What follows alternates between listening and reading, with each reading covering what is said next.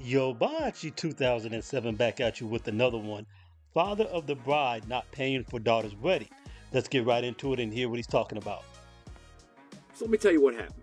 One afternoon, I'm listening to my daughter discuss wedding plans with her mother, not because I wanted to, but because they were talking in the kitchen and I needed another beer. I hear my wife explain to my daughter that she's going to try not to cry when I walk her down the aisle.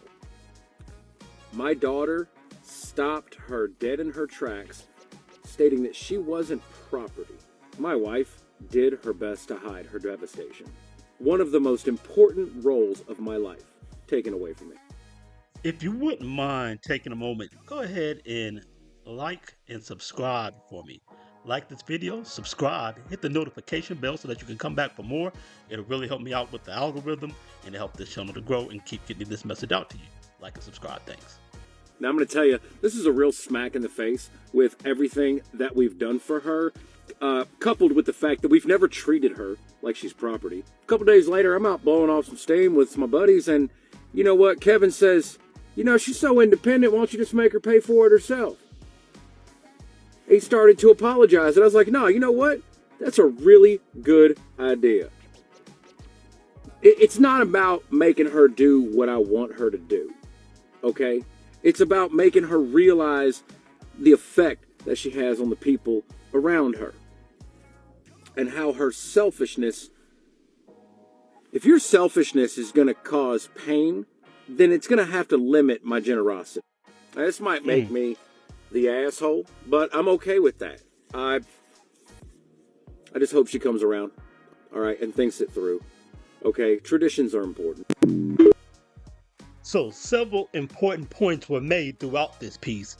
Since she's so strong and independent, she don't need no man, then she shouldn't be looking for a man to pay for it. As a matter of fact, she should be happy that she's going to pay for her own wedding out of her own pocket and not rely on her father, because why does she need anything from him? She needs nothing from any man. She can do it all on her own. She's got this, sis, and we applaud that and stand behind it 100%. And it's funny how they want to have two ways about all these things, whether it's paying for dates, paying for bills, having your father pay for your wedding. You don't believe you owe any obligation, any sense of deference to your parent, particularly if it's the male parent.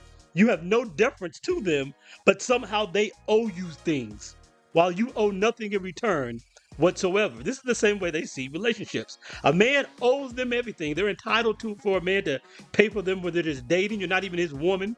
He owes you an expensive meal. He owes you a good time. He owes you protection when he just met you. And then even when you get married, he owes you a house and leisure and not having to work and him paying for everything and flying you around the world, and you owe nothing in return. I don't gotta cook, I don't gotta clean, I don't owe that man. I'm not his property. He's got legs, he can get up and get his own beer. That's their mentality, and you see how wretched it is. So he made the point again, it's not about anything about control. What is it about? It's about some respect. It's about recognizing other people in the situation and recognizing that everything doesn't revolve around you.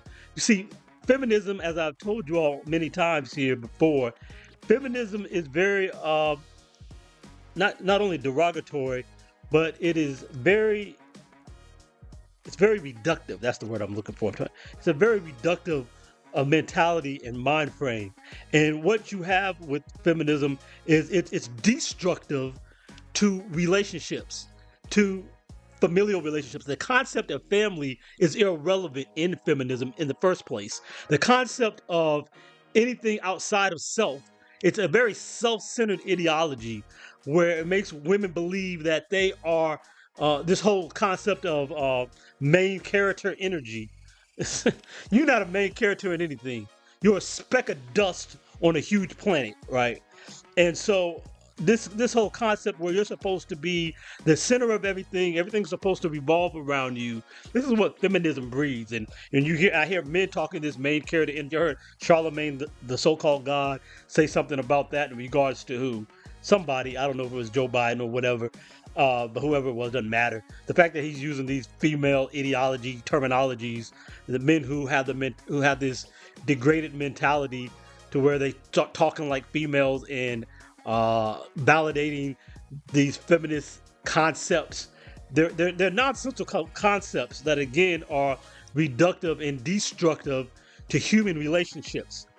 They take everything that's traditional and make it look as if it's a problem and something that is bad by the mere definition that is traditional. But they still want all tradition that benefits them.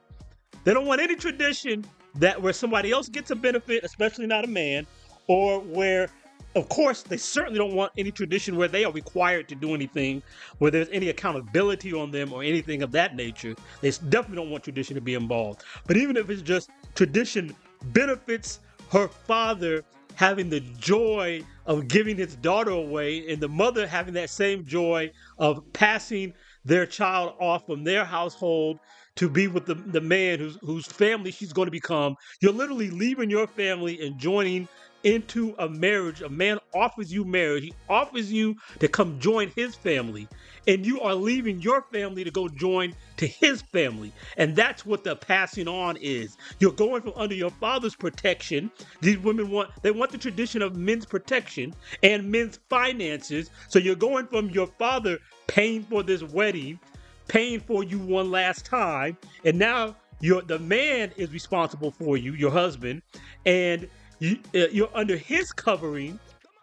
And so you pass from your father's protection to this other man's protection. It's not anything to do with being property, but you want their protection and their financial expenditure and their covering, but you don't want them to even have the ritual of being able to give you away or pass on you from one family to the next and be able to have that respect. And then just the fact that she has no respect for her father, she could care less about her feelings. We saw the same thing. We see the same thing with these disaffected mothers.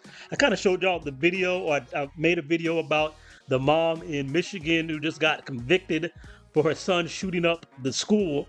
And you can just check that video out on my page, and talked about disaffected mothers in general and how they don't really care about their kids. You have this whole ideology these days, women who don't want to be nurturing. It's about take care of myself. And you see this with Tia Mowry. They don't care about how much destroying their family hurts their kids. And they want to get rid of a man for no reason because I've got to find my happiness. The hell with the commitment you made to the man. The hell with your kids and their happiness. Everything is main character energy about me, myself, and I. The hell with your parents and giving them any respect or allowing them to have the joy of seeing their daughter grow up and be passed on to join her next family, and them having that human family traditional ritual. It doesn't matter. It's only all about you. So if it's all about you, then you pay for it and not him. And so I think he's 100% right on point for this. And men need to take these stands more and more to not bow down and kowtow to these women being the ones who just get to decide the way society is going to be. No, they don't. You need to stand on your square and take these kinds of stands. And women are going to act in the very selfish and nasty way that feminism has engendered them to behave and conduct themselves and relate to you, then you need to have consequences for that. And that's what this is. You don't need to be nasty back. You need to have consequences and boundaries. And I'm glad this man has set his boundaries with his daughter in the way that he had. We also saw this guy last year who raised his stepdaughter, paid for her tens of thousands of dollars for her to go to college, was paying for her wedding, and then when it was time for somebody to walk her down the aisle, she didn't have a problem with getting walked down the aisle and being given away by a man, but she wanted the biological dad who did nothing to be the one to do it, and displaced him from that position when he's the one who raised her, paid for her, cared for her, and everything. And even if she really wanted the biological father to also be involved, it would have made sense for her to have both. I've seen that, where a woman has both the father and stepfather walk her down the aisle. She could have come with that kind of energy, but she wanted to disrespect this man, show no love in return, after he spent all these years nurturing her. Then when she gets full grown and ready to sprout, she goes to the other guy and kicks him to the curb, and he didn't tolerate it. He set his boundaries, and this is what we got to have, brothers. Men, just don't let feminists dictate society to you. You maintain your position in your family and in your household, and how you're going to be, you dictate how you're going to be treated in this world, and not allow women to set the stage for how men should be treated. Like, subscribe, notification bell, all that. Come on, y'all. Liking up is free. Go ahead, like me up. Subscribe is free. All that stuff. Yo, Bachi 2007. I'm out.